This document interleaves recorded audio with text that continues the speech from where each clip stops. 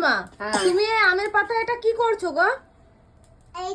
এইটা আমার ঠাম্মা আমার কাশি হচ্ছে বলে আম তেল মাখাচ্ছে, গায়ে মাখাবে বলে। তাহলে কি হয়? কাশি কমে যায়? আম তেলটা হচ্ছে এবার ফোটাতে হবে। ওই তো ফুটে গেছে, এটা ফুটে গেছে।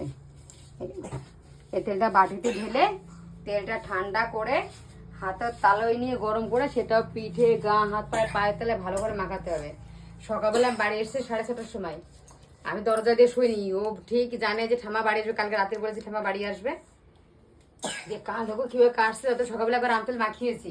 এই দেখো তার মধ্যে কলম এটা দেখা বাসক পাতা, রাম তুলসী পাতা, লবঙ্গ, এলাচ না, আর হচ্ছে আদা, আর হচ্ছে গোলমরিচ, আর হচ্ছে তুলসী পাতা, রাম তুলসী পাতলা, আর হচ্ছে গোলমরিচ, আর একটা কি ভুলে গেলাম। যাই হোক এত কিছু দিয়ে একটা সিরাপ বানালাম, এটা খাওয়াবো মনাকে দিয়ে, মনাকে। আর হয়তো কাছে তো গলা খুসখুস করছে, আর এটা বানিয়েছি তাল মিছরি, গোলমরিচ আর লবঙ্গ একসাথে বেটে যখন কাটবে ওই ইসের মতো, ওই যে আমরা ভিক্স খাই না, একটু জিভে দিলে পরে চেটে চেটে খেলে পরে গলার কাশিটা কমে যায়।